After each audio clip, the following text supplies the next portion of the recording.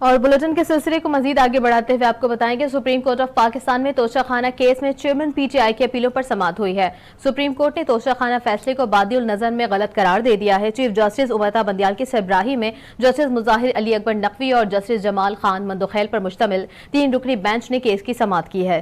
Chief justice remarks دیے کہ بادی النظر میں ٹرائل کورٹ نے اپنے فیصلے میں غلطیاں کی ہیں، معاملہ ہائی کورٹ میں ہے، اس لیے آج مداخلت نہیں کر رہے۔ اسلام آباد ہائی کورٹ کل اپیل سنے، ہم 1 بجے دوبارہ کیس سنیں گے۔ چیف جسٹس کا کہنا تھا کہ ٹرائل کورٹ کے فیصلے میں نقاص سامنے آ گئے ہیں، ٹرائل کورٹ کا قابل سماعت قرار دینے کا فیصلہ ہائی کورٹ نے قلعدم قرار دیا ہے۔ ہائی کورٹ نے کچھ نئے نکات پر ٹرائل کورٹ کو فیصلے میں کہا تھا، لیکن ٹرائل کورٹ نے اپنا وہی قلعدم قرار دے کے فیصلہ بحال کر کے سزا سنا دی ہے۔